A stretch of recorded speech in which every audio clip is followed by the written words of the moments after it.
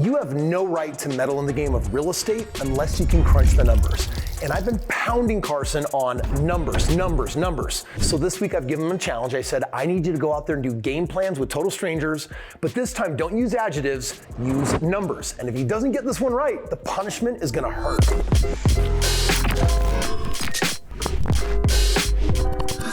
Carson here from Kris Krohn's team, and offering to give people financial game plans, investment game plans.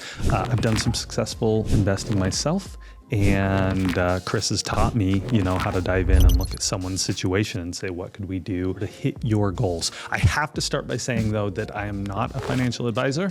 This is not financial advice. And more importantly, what would Kris Krohn do if he was in your shoes with your current circumstance? Thank you so much for sitting down with me, Gage. Gonna have a really great conversation today. But let's talk a little bit about your money situation. All right, do you work currently? I do work, yes. About how much do you make a year? I'd say probably around $55,000. Are you married? No, I'm not. Anything in savings? I just transferred some money over, so I think I've got close to 11 or 12 grand in savings right now. How much do you feel like you need in the bank account to feel secure? Like if your bank account today went from 12 to 2, are you okay with 2,000 in the bank? I wouldn't be okay. I'd probably say 5,000. Five is your, okay. But 5,000 is your number where you're like, keep that in savings. Yeah. And I'm good. Yeah. Okay. Awesome. Do you have a 401k? No. Nope. IRAs? Thought about it, but no. Stockbroker account? No. Do you own a rent? I currently live at home still. Okay. When you retire, how much monthly income do you need to live comfortably, to live the life that you want? Once I'm able to make, say 20,000 a month. Yeah, a month from whatever it is I do, then I'd be okay with being able to have the ability to walk away from something. Yep. Or just being able to do whatever I want. So you need an income of $240,000 a year. And would you like that to be passive? Oh, 100%. I don't know who wouldn't. Okay, great. Let me see if I have anything else here. Any other things that I should know about gold, Bitcoin? Crypto confuses me. No gold, but I do have a life insurance policy. Did they tell you at a certain point you'd be able to borrow against it, and how much? I contribute right now $400 a month. I've been doing that since November or December. I don't remember, one of the two. Okay, so probably not a lot in there yet. Not a lot yet, but with who I've been talking to over there, it'd say probably like 4 or 5 years I'll be able to borrow against it. And then it's a great secondary savings plan, and then you can have money growing in 2 places at once. Yep. Legally, yes. Awesome. Well, you kind of got a pretty clean sheet here, and you're fairly young. It's not too surprising. Can I ask how old you are? Almost 23. You've got a lot of time for things to grow. So my recommendation, the option, if I were in your shoes, I would be looking at how can I start getting into the game so that I can have assets growing. Now let's pretend that instead of living with your parents, you were to get a primary residence and start having that ownership and that asset grow. I do have a goal for that this year, is to move out and get a house. Yep, that's exactly what I would actually recommend that you do. Let's say you find a home for about $250,000, and down payment on that at 3% is going to be like $7,500. You already have 12 grand in savings. You could jump into a home right now if you found the right deal.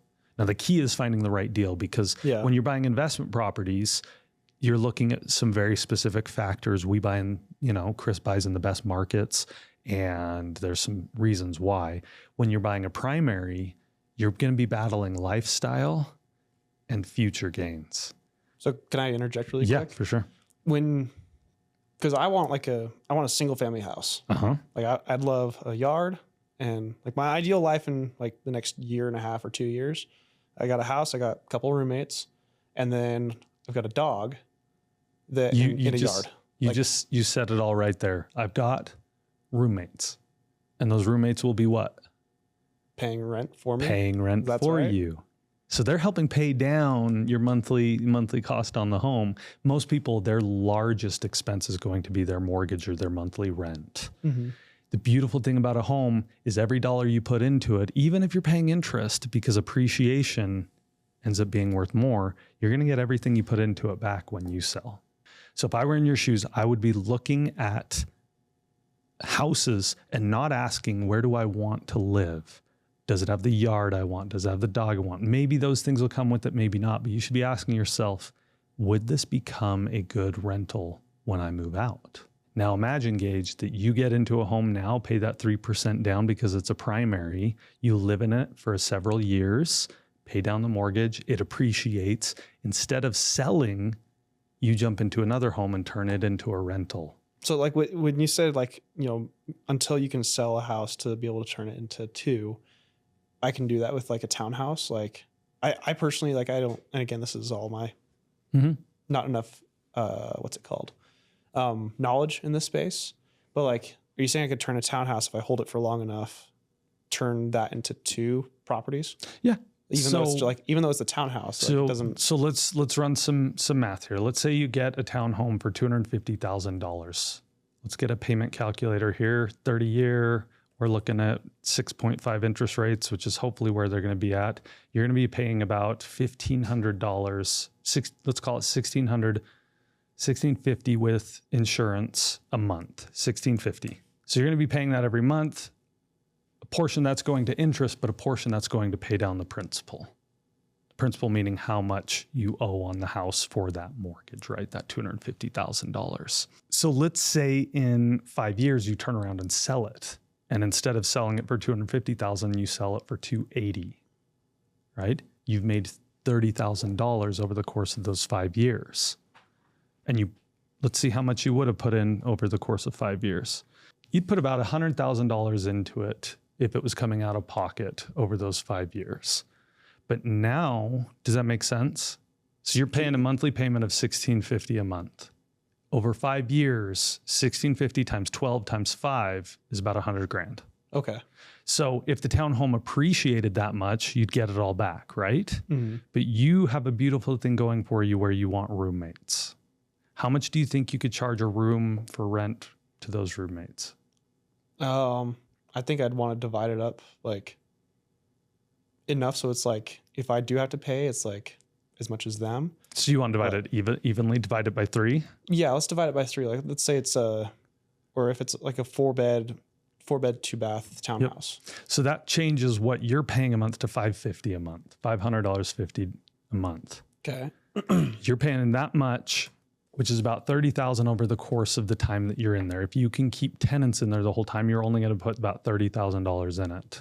You will have paid down the principal a certain amount in that time, right? Depending on how your loan is structured. You will also have the appreciation of the home over that time. So then in 5 years, if you were to sell it for $280,000 or $290,000, you'd walk away with $40,000 plus any of the principal interest that you paid down. Because I've been looking and stuff, and every time I see a townhouse and whatnot, like as soon as I see it's like a condo or a townhouse or duplex, I'm like, no, that's not a house. I don't want that. Yeah. But that also, now I'm learning like that's limiting my options, like what it can. Like you said, time is like my ally right now. Yep. And so it's like, why does it matter if I can't get into like that picket, white fence picket, whatever that term is, of a perfect property? Now, in my like, experience, tool.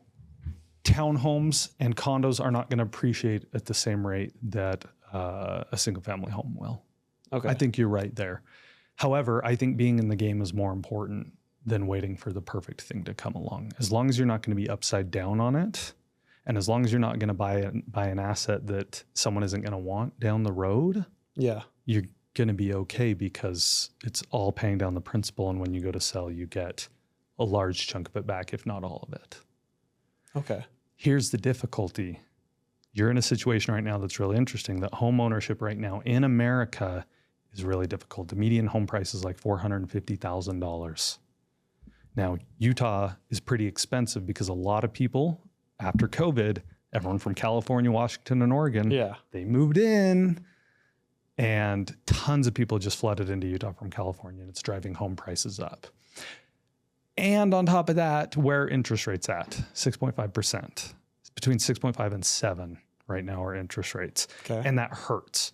So what that's actually doing, Gage, is it's making a lot of people that want to get into a home not buy. because most people are shopping for payment, not for home value. Meaning, this home costs $100,000 more. I'm going to be paying $1,000 more in rent every month. I can't afford the monthly payment. But if you can wrap your mind around saying, I don't care about the monthly payment right now, and if I can just get into a home here in 6, 9, 10 months when interest rates do finally come down, you just refinance, your payment gets smaller, but you don't have the competition of getting into the house. Because right now, fewer people are looking at getting into houses because they've been priced out, which means there's less competition. Meaning also that more people, like especially if it's like with Utah County being like 2 colleges, and it's like, hey, I got rooms here. It's like obviously like yes, and they're focusing on people being tuition priced out of being able to get homes means that more people are looking to rent because they have to live somewhere. Yeah. So yeah, you're right there. The way I'm seeing it is like it's a pay to play game. Yeah. So it's like if you want to play this game, like you got to pay to get in, but like you can just sit on the sideline forever. Yes. And that's what most people do is they sit on the sidelines forever waiting for the perfect scenario. And I'm like, the perfect scenario just keeps getting slimmer and slimmer and slimmer because of inflation, because home prices keep going up, because interest rates have been up and people have been priced out. And I'm like, how about you beat the competition and buy now and then just refinance when rates drop? Because mark my words, when rates drop, Gage, we will be back in the same situation we were in 2021, 2022, where homes sold within like 24 hours. They were under contract. Now, I'm speaking to you specifically because I know you're here in Utah, and the Utah market's a little different than where we buy our investment properties. The reason we buy our investment properties in Florida is because we can get the median home price is so much lower. We're getting homes that are $230,000, $240,000. Pretty crazy, right? Compared to here in Utah, where the median home price is like $500,000. Now, if you can only get into a townhome or a condo, yeah, you should have me look at it, and then we should have Tyler look at it. What I would say is start looking now because it takes time to find the right deal. Okay.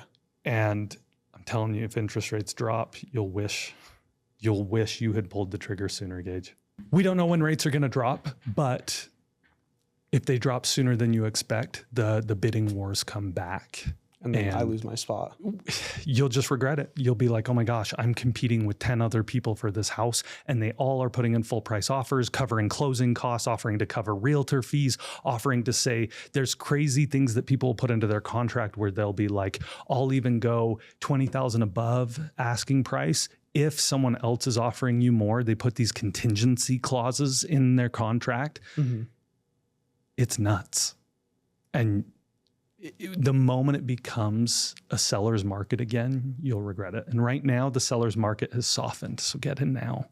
And then you'll never regret it, because in 10 years, 5 years, when home prices have gone up and all your buddies are like, we can't afford a home now. I'm working an $80,000 a year job and I can't even get into a home. You'll be like, I'm glad I got into a home when I did, because I can always refinance, pull a HELOC out, rent it, or sell it to get into my next deal. And your buddies won't have that option. That makes sense. Makes a ton of sense.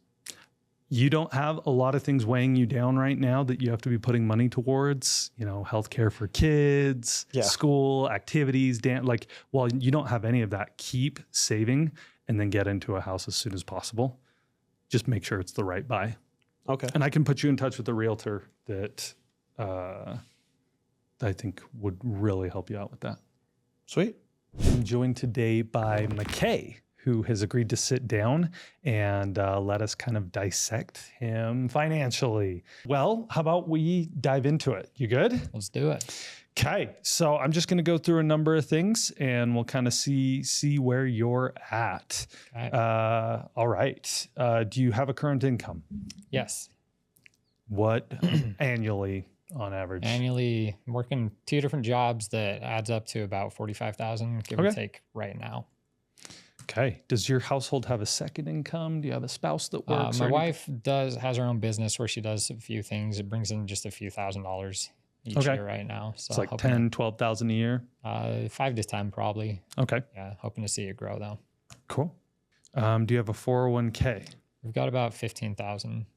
Is it from a previous or a current employer? Previous, it's through my wife. Okay. Yeah. Are you guys continuing to contribute to it? Not currently, no. No. IRAs, Mm-mm. pension, stockbroker account? Nope. Okay. Do you rent or own your home? We're renting right now. Renting. Okay. Now here's the real moneymaker question. How much do you need a month to retire comfortably? Yeah, if it were closer to like 10, 10? that would be a lot more comfortable. Anything Okay. up from there is great. So $10,000 a month. That's about an annual salary or annual income, residual income of $120,000 at 10. Right. I usually recommend people aim a little bit higher than that Okay. because a lot of people, when they get to that retirement age, they want to be able to still do stuff, Sure. travel, That makes sense. go see grandkids and things like that. 10,000 is definitely respectable. I mean, that would be a fairly comfortable retirement, although with inflation, the direction things That's have been true, going, yeah. it just doesn't extend as far as it used to. Very true. So we can keep it at 10,000 if you want. I wonder if 12 to I 15 was would going be. to say, let's bump it up a little. 12 to 15 Okay. sounds great.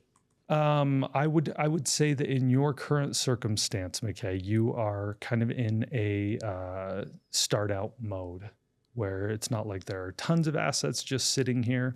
And the goal of a lot of this is to get your, any assets moving from low yield to high yield. Have you purchased a home in the past? Mm-mm. No. No, we've tried a number of times, but it just hasn't come together yet. Hasn't come together. So I think that's probably going to be your real big first step into on this journey, is getting into that first house. And if you do it right, it can be very, very powerful thing to springboard your investment journey. And the really nice thing about a primary residence is that the government incentivizes people to do it. The down payment on a primary residence is usually 3%, and which is a lot cheaper than say buying an investment property where you're putting up like 20% down and it's going to be like 60, 70K. What do you think, if you were to throw out the price of a home of what you'd be looking at or what you've looked at in the past? Yeah. And I know Utah is rough. Yeah. I could say that. Yeah. Yeah, Utah's rough right now. But what would you say would be kind of the range you're looking at for a home? Depending on the area, but I think we've usually looked around 4 to 450. Okay. Yeah. Getting into that first home, and I'll tell you in a second why I definitely recommend that. House hacking can be a great way. It's how I got my start in real estate, was that first house I got into, and then saw it appreciate a lot.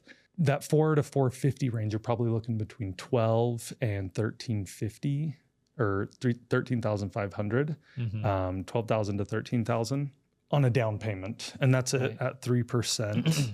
The nice thing is you currently have that, Got that in your 401k. Now, if you were to pull that 401k out early, because if you pull it out before you're 59 and a half, I think is the age, I have to double check that. There's going to be an extra tax on top of it. Okay.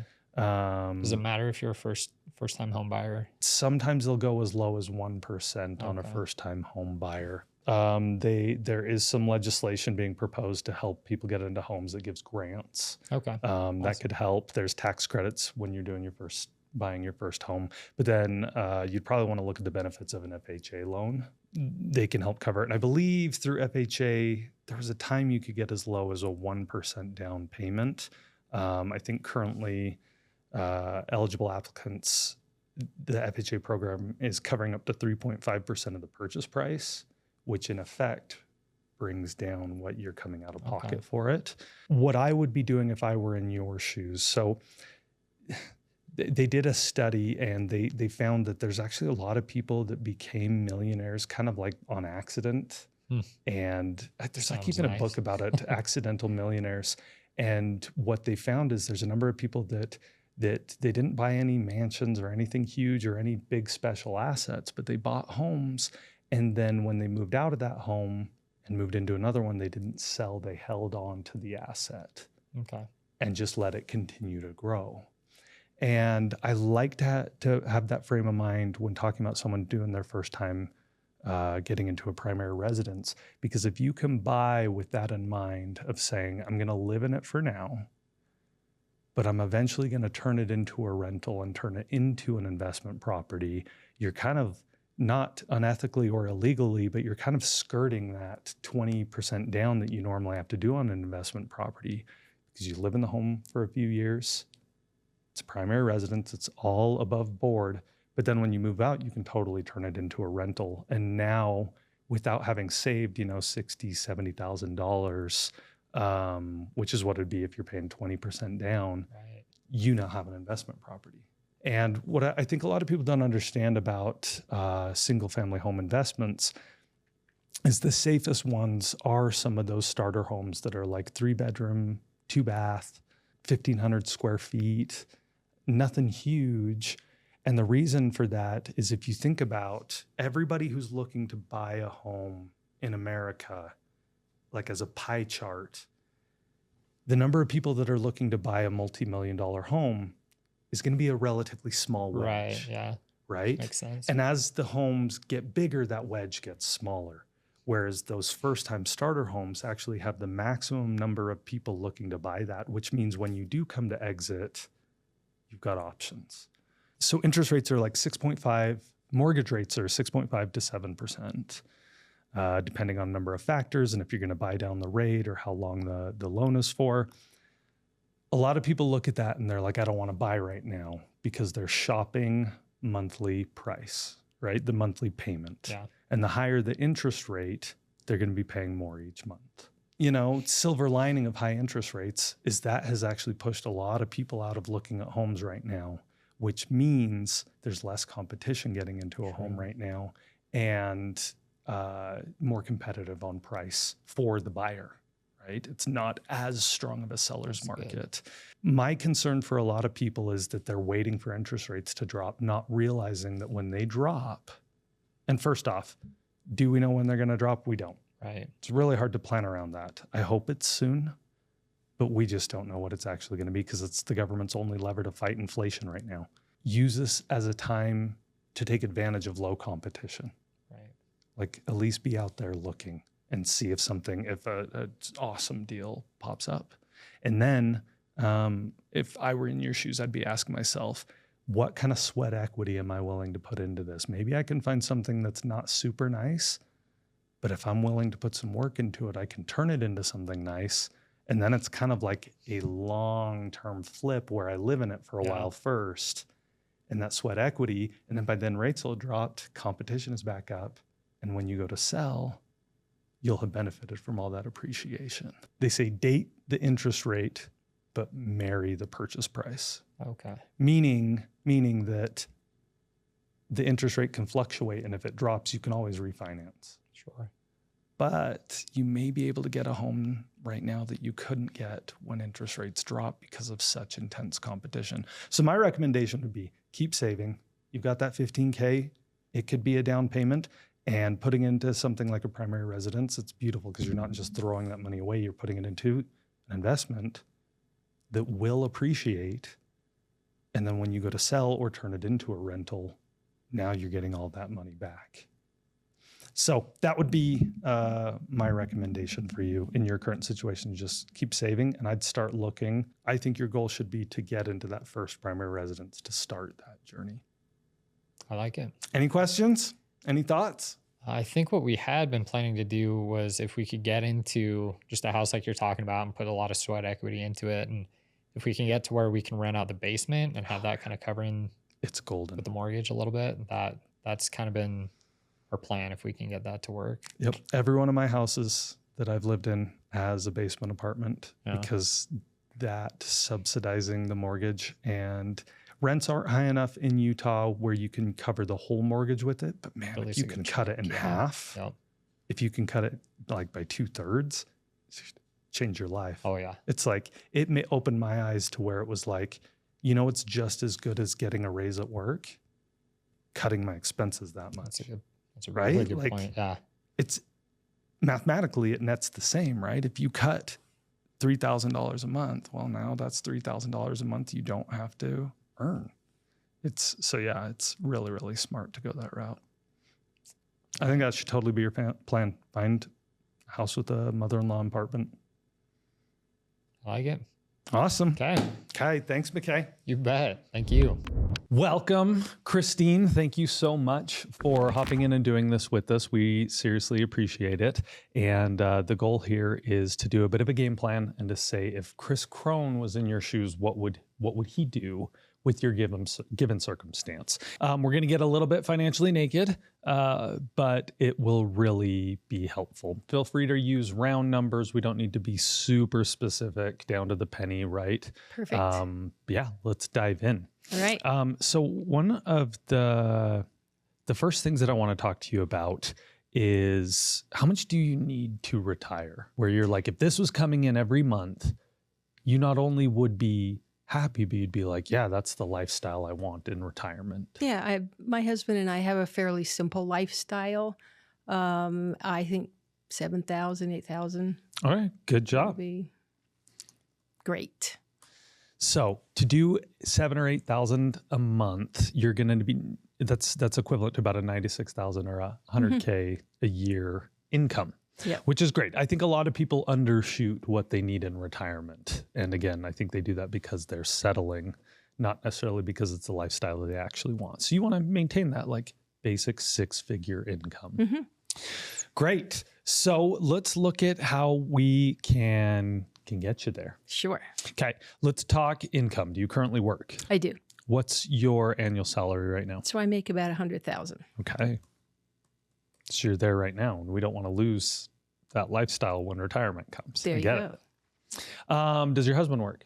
So my husband's retired. He's quite a bit older than I am. And between his military retirement and his Social Security, he makes about 50,000. Okay. So not bad. Big question. Do you like what you do? Yeah, I love what I do.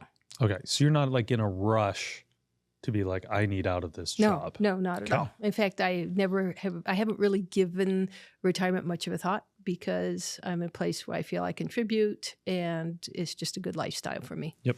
So pre-tax, you're currently at about 12,500 a month. So I just want to confirm, seeing that drop to 7 or 8, you'd be okay with that in retirement? Yeah. You don't want to try and maintain that? No, I think I'd be okay with less. Okay. Okay. Anything in savings? We keep about 130,000 set aside for a crisis. Great. So that's savings. Let's talk about crisis. Let's talk about SWAN, Sleep Well at Night account. Everybody kind of has a different number of where they feel comfortable having that savings in case, a rainy day or the perfect storm comes along. So what would you say you need in that savings account to feel comfortable, at ease? Do you need the full 130K to feel at ease? No, I think 30,000 Okay. would be fair.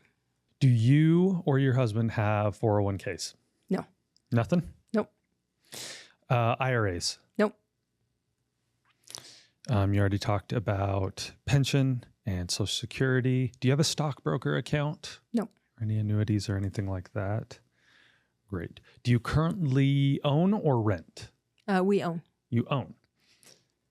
And what would you say is the value of your home right now? So that's a great question. COVID shot the value up quite a bit. Yep. I'm thinking it would go now in the mid to high 300s. It's a condo, a 3-bedroom condo in a nice area in Provo. So high 300s, you're thinking 370, 380? Yeah, let's say 380. Okay. And what do you owe on it? We owe 170. All right. So 380 is probably about the value, and you owe about 170 on it. And do you have any other mortgages or HELOCs already taken out on this home? No. Okay. So it's just the one. Did you know that a HELOC is an option?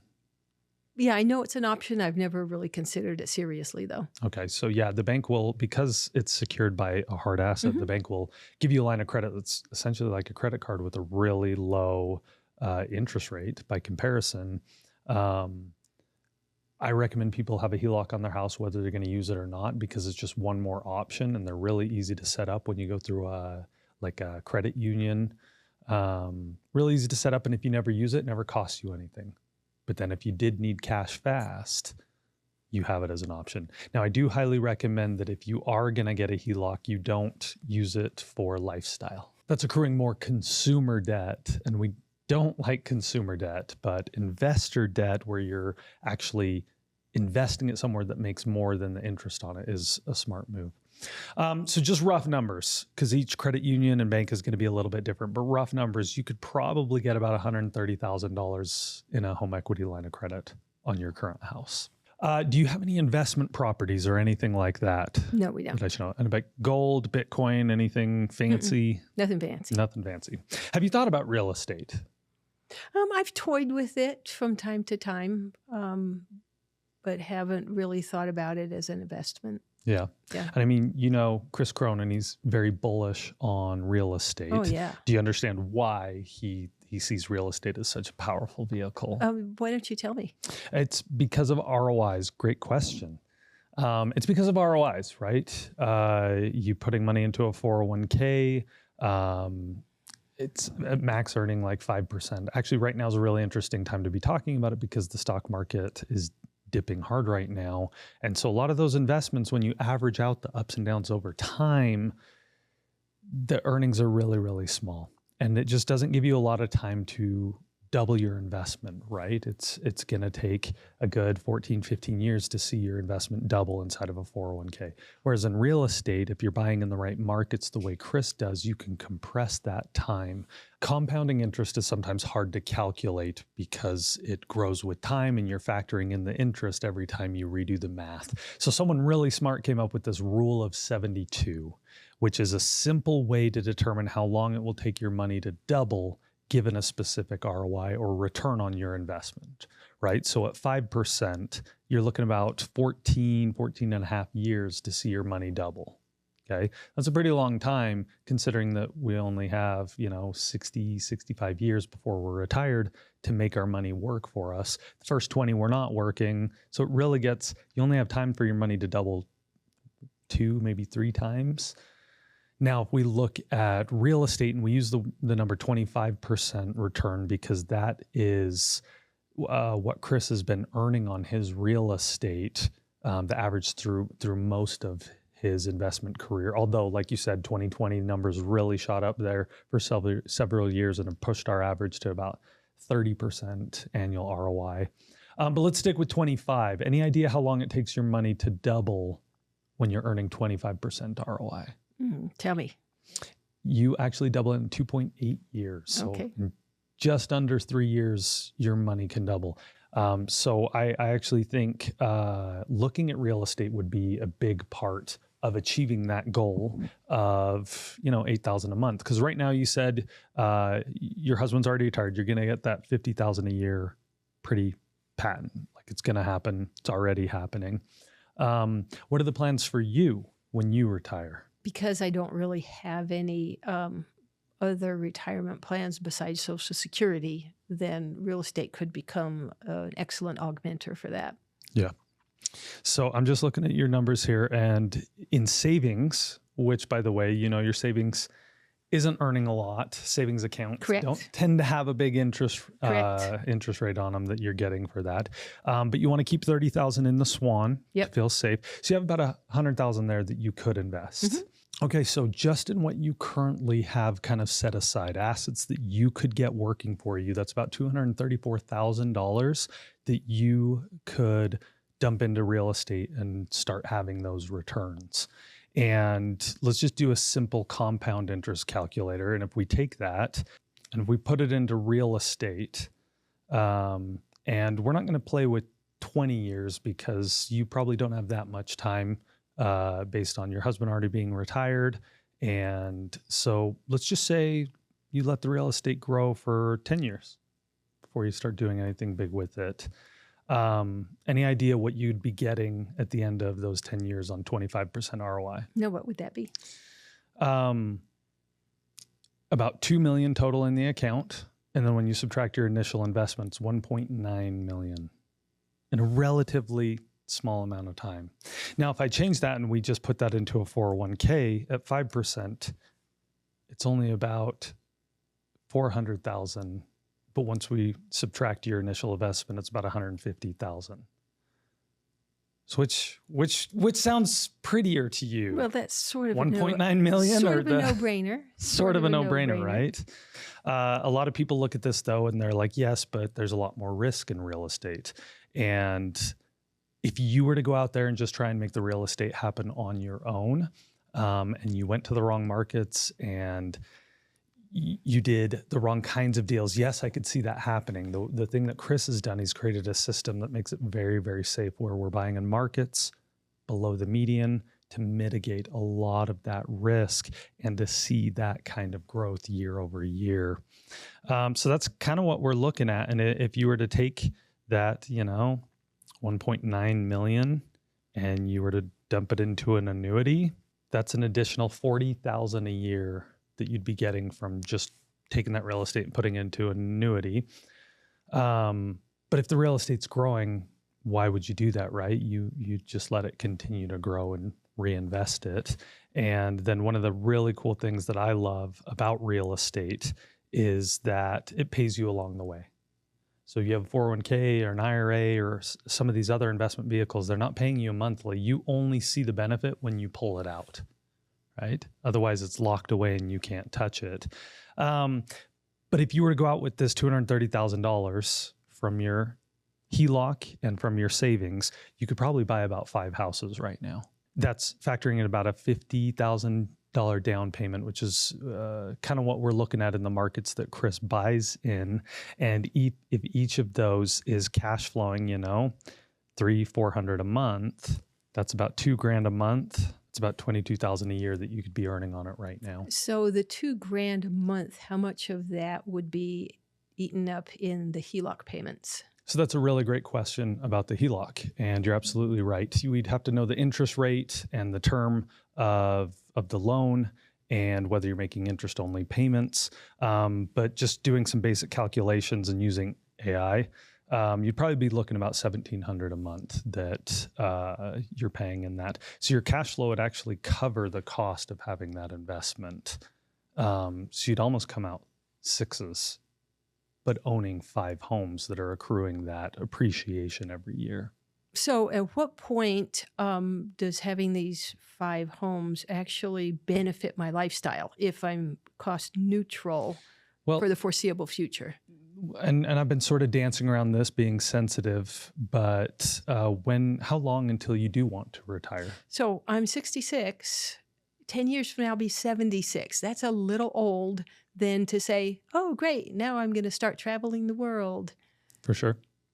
So give me a time frame on it. All right, let's say 70, hypothetically. So about 5 years? Yeah. Okay.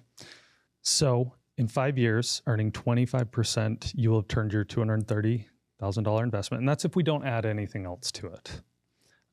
That's as if we put it in right now and then just let it accrue.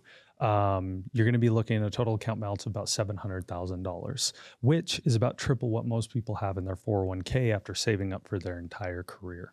Now, you'd have to make the decision on what you want to do with that. If that's like something you want to pull out at retirement and annuitize and live off of that. The goal of an annuity would be to where you're not eating into the principal. Right. Right. Right. So if at $750,000, what would an annuity payout look like? I think what you'd be looking at is doing one of two things, Christine. And I'm not entirely sure that Kris would agree with this. He'd probably have another take on it. But what I'd be looking at is saying, how do I roll that, what I've already put into these 5 homes, into additional homes? And if you can do that without coming any more out of the HELOC or anything like that, you want to get that cash flow up to where it's actually benefiting you every single month and you're getting that money coming in. So potentially selling them off and then buying 3 homes outright. Outright, and then the cash flow pays for itself. Right. Might be a play that you look at. Another option when you want to move quicker and you want to see more of that benefit, and it's a little bit riskier and it kind of depends on your risk tolerance, would be looking at private equity plays, looking at investing in companies or buying companies that could potentially be run, with a manager in place where you're just the owner, sort of passive, owning like those businesses. Buying a Crumble franchise. Yeah, but you'd hope to be making enough money where you could have a principal manager running it. Precisely. I don't know that I'd start with Crumble. I just know that their margins are pretty slim on those cookies, what they have to charge. But I think the safer play would be to pay down that real estate so that the cash flow really comes directly to you. Just because you have that shortened time frame. Yeah, that would probably be the strongest play. Yeah, great. Okay, so we've talked about a couple of different options here. What are you thinking? Has this been helpful at all? Did it share maybe a different perspective? Yeah, no, I really like the information that you provided, and it has definitely expanded my ideas of what I can do to reach that level of monthly cash that I'm interested in getting to in order to retire and spend a comfortable life. Perfect. What's up, Mecky? Hey. Carson here. I'm just talking about options with you and things you could do and kind of looking at the way that money grows for the most part. Cool? Cool. Well, I apologize in advance and say we're going to get all up in your business, and but we can use nice round numbers and kind of get a general idea of what's going on. First things we got to dive into is understand Where you are currently at. Okay, so what do you do? I'm an event planner. Awesome. You like it? Yes. I mean, I've been doing it for a while. Yeah. But in my experience, event planners deal with some stress. yes. Is that a stress you would like to have your entire life? No. Are you looking forward to retirement? I am. Okay. I am so bad. Great. Well, that's going to be a huge part of this conversation. What are you currently making annually? Annually, Yeah. it's about 80,000. 80,000. Does your household have any other incomes? Are you married? Does your spouse work? I am married. My spouse does work. What is- He makes about 65. 65K. What does he like his job? No. No. He's actually retired military. Oh, okay. So he receives a pension, and he's just doing this. Okay. because, How much does he receive in his pension? Monthly. It's about 4,500 Okay. roughly. Okay. Great. I just want to take a look at and see if there's any other hidden assets or things that you guys might have that could potentially be, a lot of times growing wealth is about moving things from low yield to high yield. The perfect example would be if you have money sitting in a bank account, just a savings account right now. So do you have anything in savings? Any cash just sitting? I do.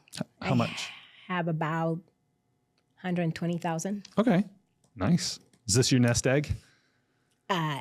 I guess. Is this the like everything we've saved? and Everything. Your hopes and dreams are riding on it? No, I actually have a 401k Okay. from a previous Before we dive job. into 401k, Okay. I want to ask you what your sleep well at night number is.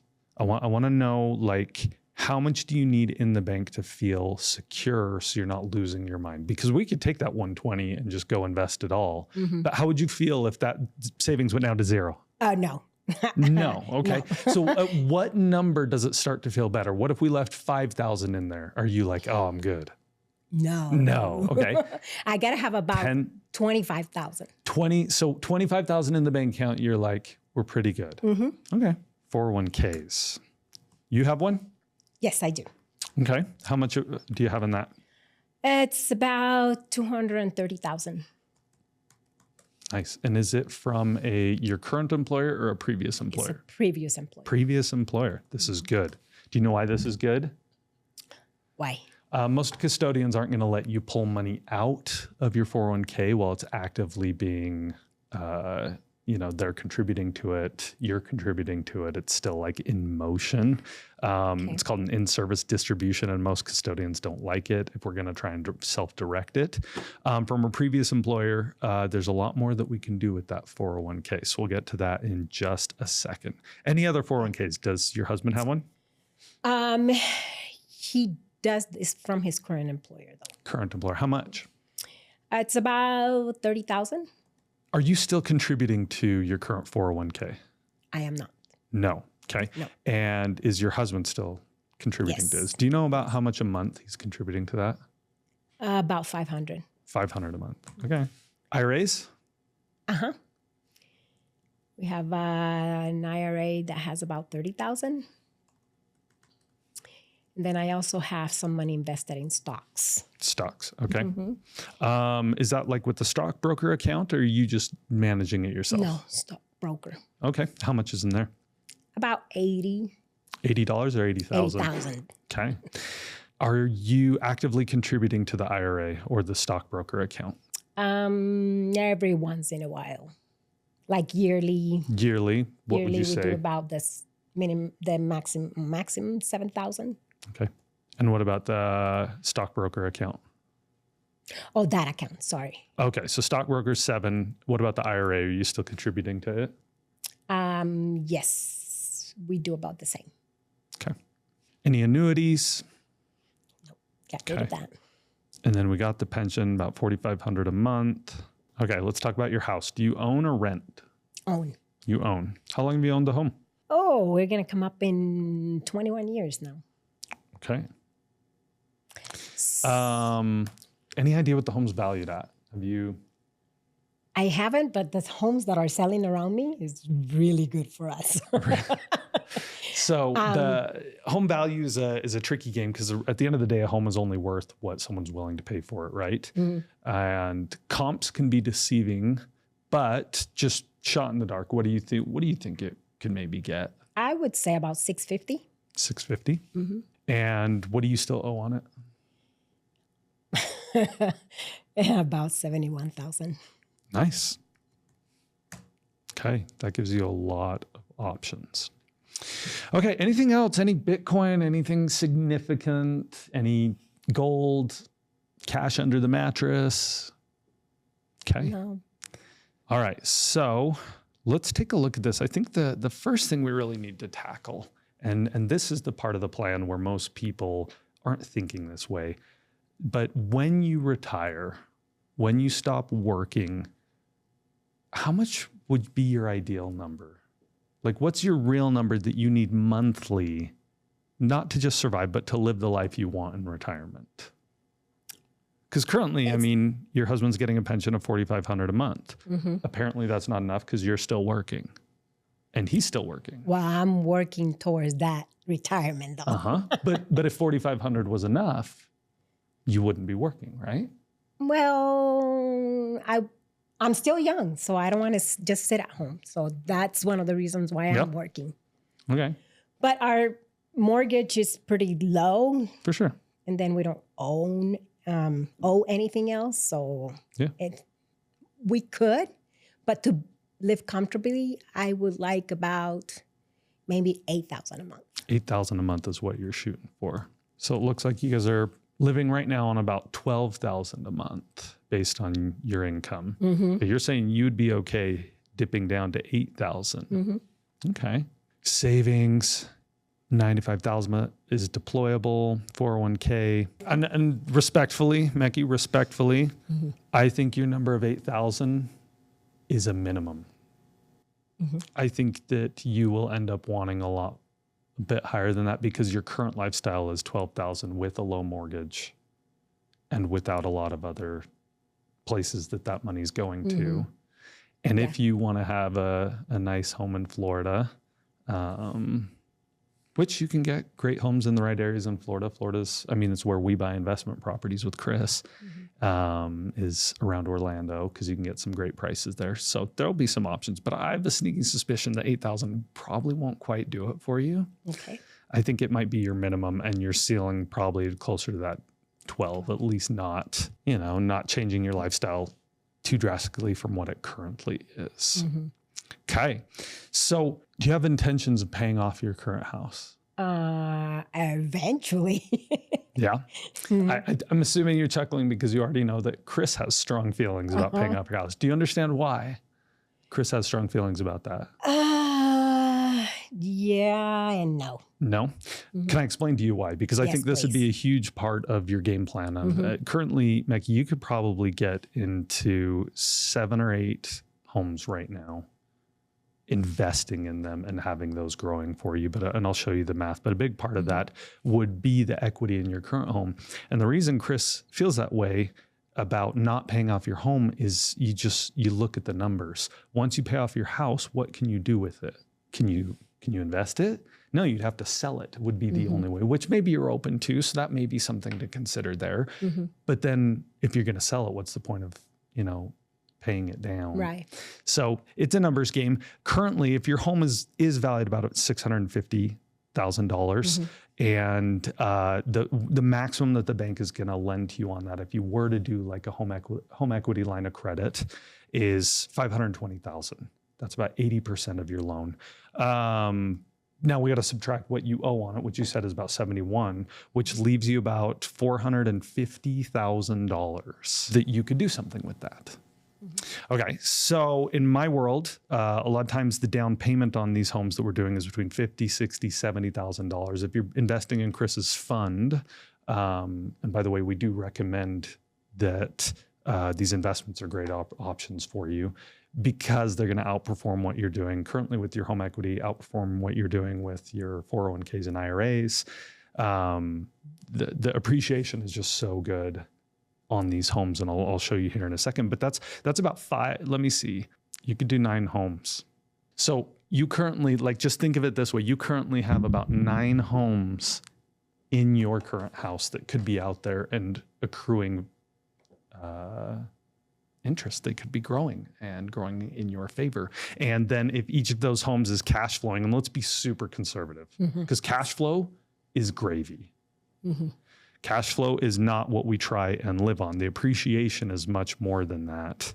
But you could be cash flowing. If you're doing 200 on each of those homes, you'd be cash flowing about $2,000 on those 9 homes, $1,700 a month, which would be pretty nice. So you add that to the $4,500 that you're already getting from the pension, and I mean, you're halfway there to your big goal already with just what's in your home. Now, if we add to that the $230 that you have in a 401k, Mecky, you got a lot of really good options here.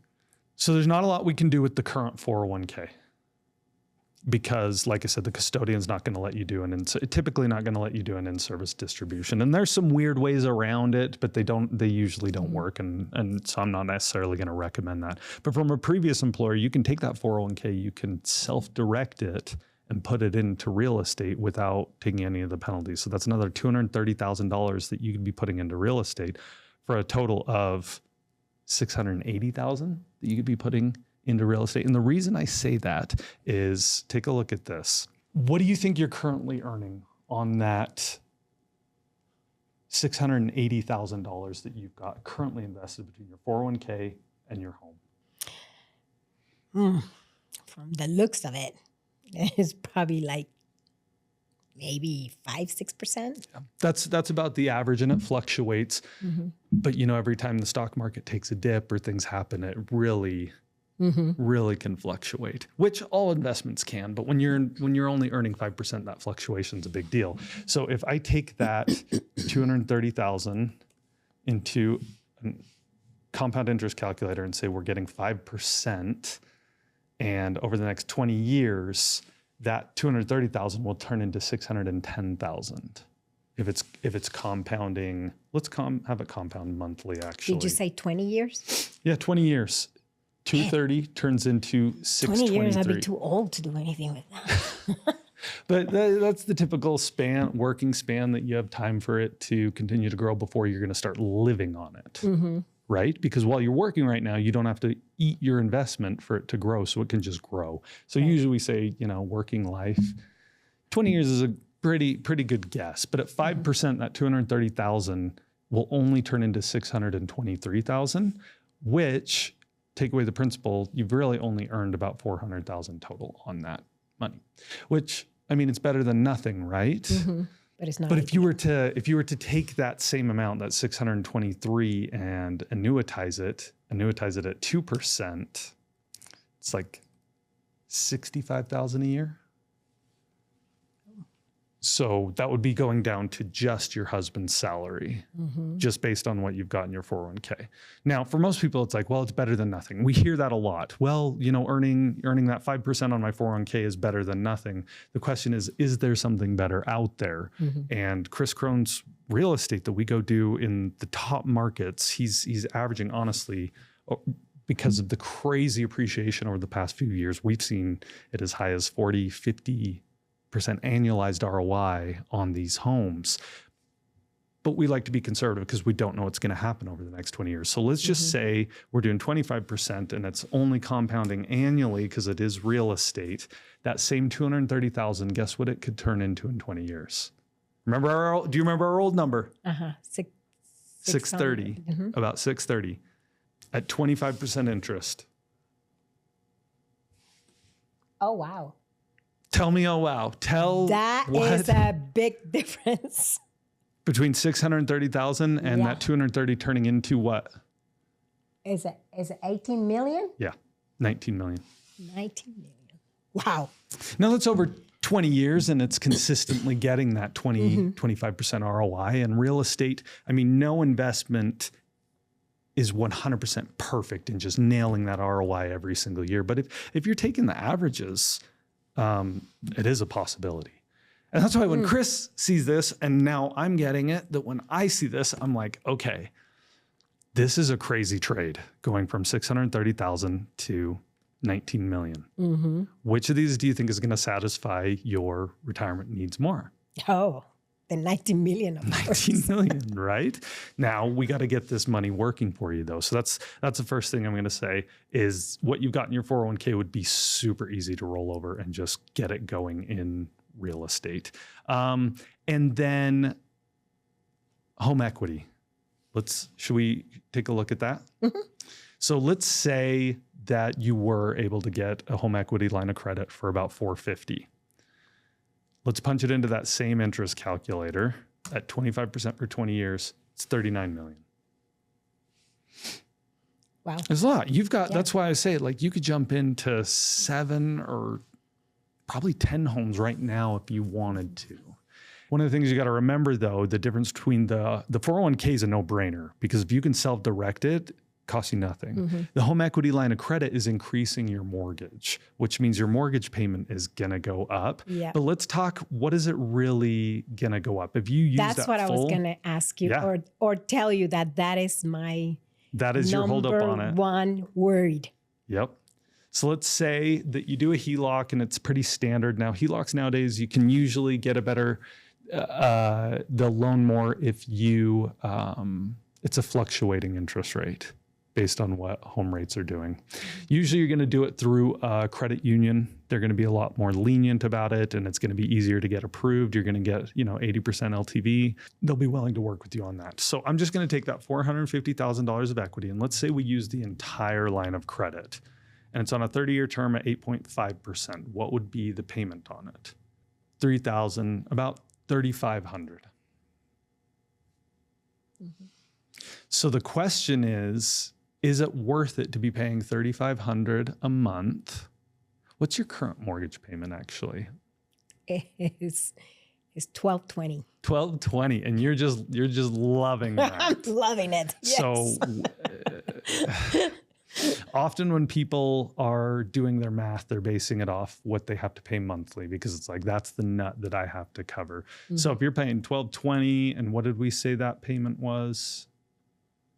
That's without insurance though. And so with with insurance is about 14. Okay. So let's just do that full amount. So jump your payment up to about $5,000.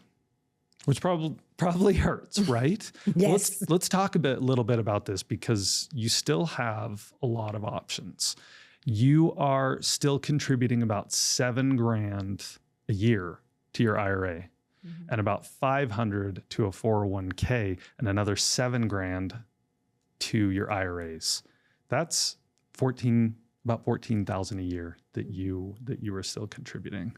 So just curious, how much of that could it cover if you stopped putting payments towards those IRAs and 401ks? And why would you continue contributing if you just pulled the money all out of it? You don't want to keep putting money in there to grow again when you're like, I'm already doing something else with it. So let's divide that by 12 to see how much a month that helps to cover. So it's about $1,200 right now that you are contributing to these other options. So that would help, and that would bring your payment down to $3,600 from the $5,000. So that helps. But now let's talk the cash flow, because if you were able to go and get, like I said, let's see how many homes you could get just on average. You could probably get about 14 homes. And if we're cash flowing on those 14 homes about $200 a month, it's another $2,700 a month. We get you down to $992 a month just by shifting things around. Now, did we follow everything that I'm saying that we do? Yes. Okay. So the cash flow, instead of it going into your pocket and being this like little nest egg building, you're like, no, I'm going to use it to help cover the HELOC. Now, it won't cover all of it, but if you take what you're putting into your IRAs, your stockbroker account, and the 401k, you almost have it covered, and you could have 10 homes growing, Mecky, and be paying less on your monthly mortgage than you are right now.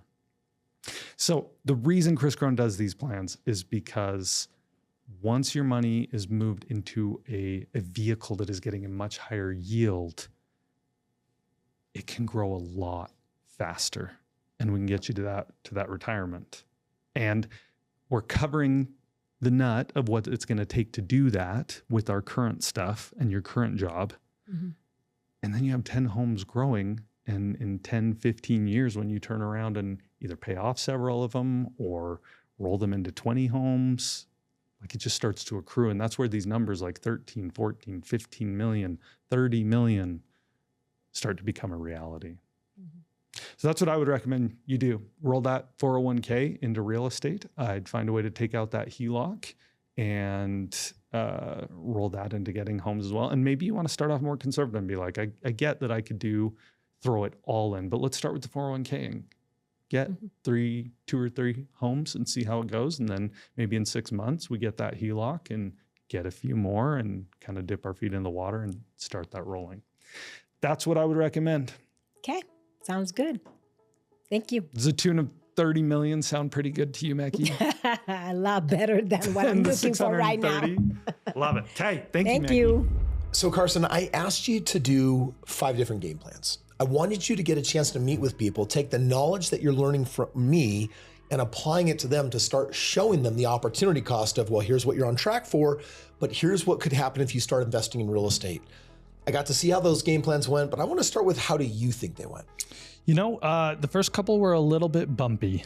It's really hard to put yourself in someone else's shoes and feel like you can just like dictate where their life should go. Why was that bumpy for you? I'm curious. And I don't know, just somewhat was awkward, and they're in interesting situations. And I had this feeling like I know what I would do if I was in your shoes, but you're probably going to see it as a lot of risk. But I know exactly what I would do. And then being able to back it up was the other thing. Like, I knew exactly what they should do, but being able to explain it in a way that they would accept. So Carson is definitely dealing with the coaching dilemma, which is, you got to let people live their life, but come on. I mean, you've got some great ideas for them. And I feel like I have to always go in and preface it and just say, hey, your life, your choices, because I have to always let them know this isn't legal advice. This isn't tax advice. I'm not a financial planner, right? And then I let them know, I'll share with you some of the thoughts that I would be considering if I were you. And then of course, dude, our thoughts, what I'm teaching you, you're always going to be seen more extreme. You're going to be seen aggressive, because society has been trained that anything outside the stock market is risky. We're trained to think that annuities are good, bro. We're trained to think that 401ks are smart and that IRAs are the bomb. And the reality is, it is a bomb. It's ticking. And when it goes off, you're going to be destroyed. Like, we're all in this proportional mess. Like, if you do enough game plans, I want to see if you saw this. Whether someone makes $50,000 a year or they make $500,000 a year, you think, oh, the person that makes more money is going to be like better off. And then you start realizing, wait, proportionally, they're actually kind of saving the same. So the person making 50 grand a year is like, I worked my butt off for a decade and I saved 100 grand. Well, the person that made $500,000, they worked a decade, worked their butt off, and they saved $1 million. And we're like, well, $1 million is better than and I'm like, actually, it's not, because their lifestyle costs more. They need more to sustain it. Sometimes the schmuck with less is actually better off than the person with even more money, proportionally speaking. Yeah, another thing that was really interesting, Kris, is I did a couple game plans with people where it was hard for me not to say like, you're starting with nothing. Yeah. Like the answer to your entire situation is hustle. Like you got to get your nose to the grindstone and go out there and make some stuff happen because you got nothing going your way right now. And it was hard not to like shatter their hope. Yeah. And still want to push them to be like, you got to get creative. Yeah. And there's still a couple of game plans you can give these people. The first one is step one, you have to learn how to pay yourself first, PYF. Paying yourself first is this financial principle that comes down to the most important financial decision you're ever going to make your entire life. And so when I sit down with someone who's broke as a joke, has nothing, or they've got their whole life ahead of them, or they're in a do-over, I always say, cool, let's start with the most important thing I'm ever going to teach you. So write this one down. PYF, pay yourself first. The most important decision that you're about to make right now is how much of the money you get out of your paycheck is set aside for your financial future.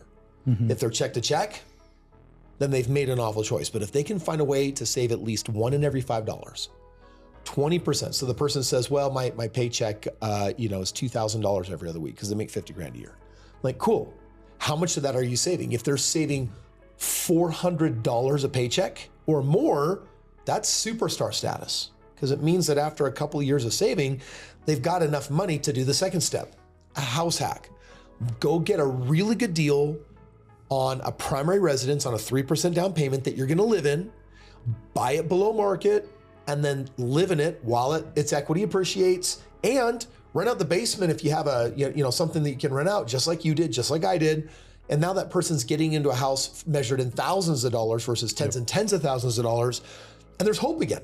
But it all comes down to PYF and buy your first property to live in. Did you give those game plans? Yeah, actually, both Gage and McKay were in similar situations, and I said, like, you just got to break through that first barrier of getting a house, whether that's with it being your primary, you put 3% down, it's a lot cheaper. And then if you can get it with the basement apartment, it's even better. But buy not for lifestyle, buy knowing that you will eventually turn this into a rental. And I'm telling you not to feel bad. When that's their game plan, you're like, I wish I had more to tell you. I'm like, actually, trust me. Do you remember when you were broke? How exciting was this game plan when I said, save up 3% and house hack and buy a home? It was actually exciting, wasn't it? Yeah. Dude, when you don't own your first house, it is exciting. Yeah. So the question is, you said that you wanted me to focus on numbers big time, and I feel like I went into that hopefully strong enough. Really, most of the conversations were very, very heavy on numbers. But you said there was a punishment if I didn't do it up to your standard. You want to know. So first of all, I want to tell you, you did a great job on this challenge. I feel like you finally locked in the lesson on numbers. I felt like you finally were able to start leveraging numbers instead of adjectives to get your point across and help people see. So good news is I got no punishment for you today. Thank you, Chef. But if you want to know what the punishment would have been. Yeah, I do. Years ago, I was in Asia and we went to this spider village. Oh my God. Remember those tarantulas? Yes. You're talking about the ones you had to eat? Fat, juicy with green sludge coming out that backside. Oh man, in they had Cambodia, all that junk in the trunk. In Cambodia, they eat all sorts of crickets, spiders, bugs. Dude, I was just gonna make you a bug salad. Oh my God. So, I don't know. Are you glad you did well? Yes. Yeah, let's never do that punishment. Okay, ever. That'll be the next punishment. No. No, but it was good. It was a really good experience. Real quick with Mecky's. What do you think she felt like at the end of the game plan that you gave her? Hope. That there's a path. And how did that feel to you to give that hope? I think as I went through her game plan, I could see more opportunity than she could. Yes. And through the whole thing, I was trying to be like, you could do this and this and how it's going to snowball forward. And I think that energy, I think it helped her. Okay, well, now I want to create a final cosmic bridge, which is a really important lesson for you. You find a deal, you need money, and you don't have money. With everything you just learned, what would you do?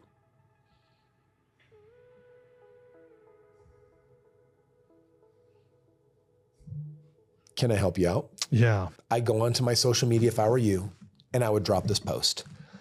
Hey guys, for the last 7 years, I've been a closet real estate investor, and I'm now 7 years later, a millionaire.